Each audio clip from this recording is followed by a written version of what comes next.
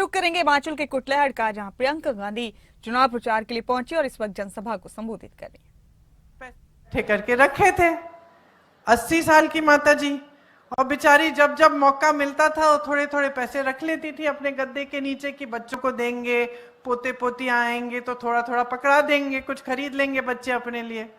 अब पता चला कि माता जी के गद्दे के नीचे हजारों रुपए पड़े हैं। तो फिर उनसे मांगना, उनसे कहना, उनको समझाना कि अब ये अब चलेंगे नहीं, हमें इनको बदलना है, ये सब काम किए। और सब घर घर में ये हुआ, घर घर में ये कष्ट हुआ। और जितनी भी बहनों ने इकट्ठा किया था पैसा, वो उन्होंने बैंक में अपनी जिम्मेदारी से दिया। कोई काले धन नहीं वापस नहीं आया, कोई खाते में पैसे नहीं आए, कुछ नहीं हुआ। सिर्फ आप कतार में खड़े हो गए, जो आपकी छोटी मोटी बचत थी वो चली गई।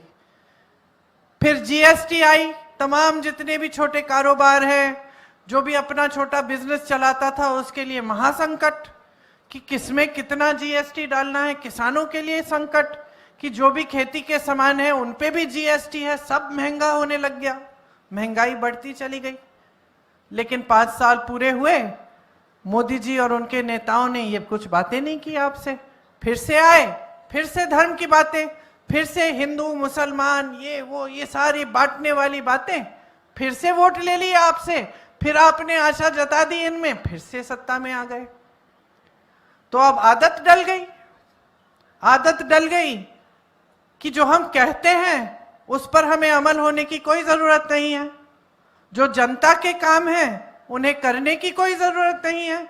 यहाँ के तो सांसद आते भी नहीं है, मोदी जी खुद वाराणसी नहीं जाते, जाते हैं तो बड़े उद्घाटन कर लेते हैं, लेकिन किसी के घर नहीं जाते, किसी के हालचाल नहीं पूछते, किसी के बीच आपके बीच घुल मिलकर ये समझने की कोशिश भी नहीं करते कि आपके जीवन कैसे चल रहे हैं, आप कैसे जी रहे हो इतनी महंगाई में, इतनी बेरोजगारी है, नौजवान क्या कर रहे हैं।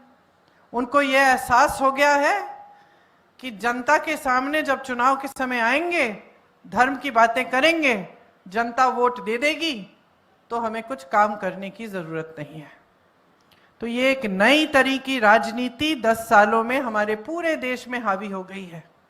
मैं एक महिला के घर गई उत्तर प्रदेश में, कुछ नहीं था घर में, कुछ नहीं था, पानी नहीं था, बिजली नहीं थी, जो घर की तरफ जो सड़क जा रही थी वो सड़क भी टूटी फूटी थी, पता नहीं कब बनी थी, वो भी खड़िंजे की, पक्की सड़क भी नहीं थी। बच्चे उधर ही खेल रहे थे, बीच दिन में, हफ्ते के शायद मंडे ट्यूसडे होगा। मैंने कहा स्कूल नहीं जाते? कहती नहीं, स्कूल चल ही नहीं रहा है, यहाँ पे बहुत दूर है, मैं भेजती नहीं हूँ। तो मैंने कहा पानी नहीं आता, बिजली 1-2 घंटे आती है। तो ये सब सुना, मैंने कहा कमाई कैसे करती हो? कहती है ये चूड़ियों का काम है दीदी, थोड़ा बहुत मैं कर लेती हूँ, इसी से जो भी कमा लेती हूँ और बच्चों को खिला लेती हूँ। तो मैंने कहा अच्छा, तुम्हें मालूम है चुनाव आ रहा है? कही हाँ। तो मैंने कहा वोट किसको दोगी? तो ऐसे थोड़ी सी शर्मिंदा होके बोली कि विधायक को दूंगी। विधायक भाजपा के थे। तो मैंने कहा लेकिन आपके यहाँ काम तो विधायक जी ने किया नहीं है। तो कहती है हाँ दीदी, काम तो नहीं किया। तो मैंने कहा आते जाते हैं? अभी आए थे चुनाव के लिए। तो मैंने कहा बाकी समय नहीं आते? नहीं आते। वोट क्यों दे रही हो? कहती है धर्म के नाम पे। दीदी ये लोग तो आके हमसे प्रार्थना करवाए, शपथ करवा दिए, हम वोट दे देंगे, भगवान के नाम शपथ ली है। तो मैंने बिठा के समझाया कि बहन, इतनी बड़ी जिम्मेदारी है ये वोट, इससे भविष्य बनने वाला है।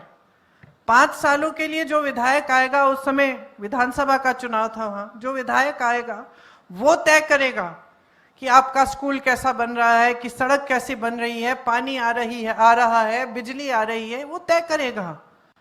उसको आपने आदत दे दी है कि वो आएगा, धर्म की बात करेगा, भगवान राम के नाम पर शपथ दिलवा देगा आपसे और आप उसको वोट दे देंगी। तो काम करना ही बंद कर दिया है। तो ये तो आपकी जिम्मेदारी होती है ना कि उससे काम कराओ। तो समझी, सोचा, कहने लगी दीदी ठीक कह रही हो, अगली बार मैं ऐसे वोट नहीं दूंगी। लेकिन मैं कह रही हूं कि पूरे देश भर में हमने आदत बिगाड़ दी है नेताओं की, खास तौर से जो भाजपा के नेता हैं।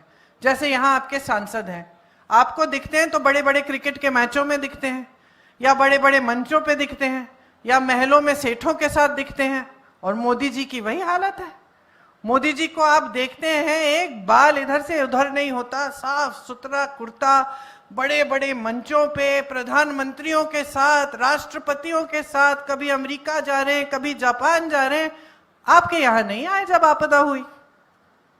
इतनी बड़ी आपदा हुई, हमारी सरकार नई नई बनी थी, मुझे याद है, और एक दिन नहीं, 2 दिन नहीं, हफ्तों के लिए चली। कहीं कोई पहाड़ गिर रहा है, कहीं नदी में सब कुछ बह रहा है, सड़कें टूट रही हैं, घर टूट रहे हैं, लोगों के परिवार बिछड़ गए, लोग गुजर गए उसी बह के पानी में बह के, या किसी के ऊपर पहाड़ गिर गया।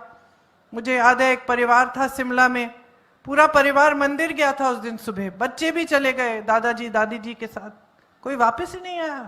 पूरा पहाड़ टूट के 2 सेकंड में मंदिर के ऊपर गिर गया, सब चूर चूर हो गया। इतना विनाश हुआ, इतना दुख हुआ, इतना संकट हुआ, और भाजपा के नेता आए तक नहीं।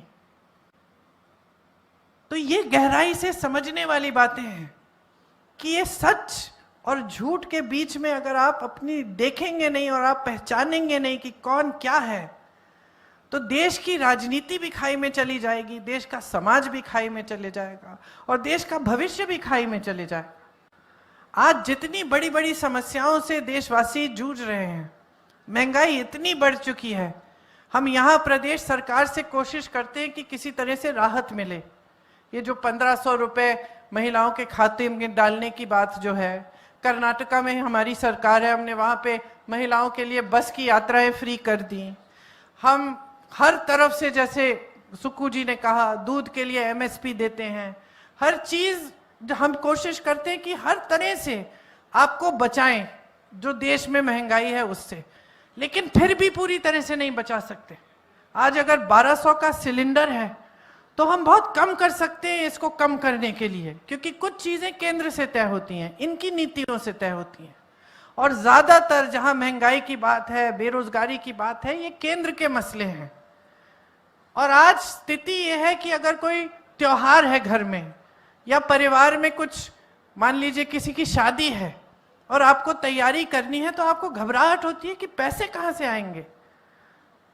पूरा परिवार कमा रहा हो, 2-2, 3-3 परिवार के सदस्य अगर नौकरी कर रहे हैं, कहीं काम कर रहे हैं, या कोई दिहाड़ी पे भी कर रहा हो, मजदूरी कर रहा हो, फिर भी पूरा नहीं हो रहा है, फिर भी आपकी कमाई पूरी नहीं हो रही है, क्योंकि महंगाई इतनी बढ़ गई है।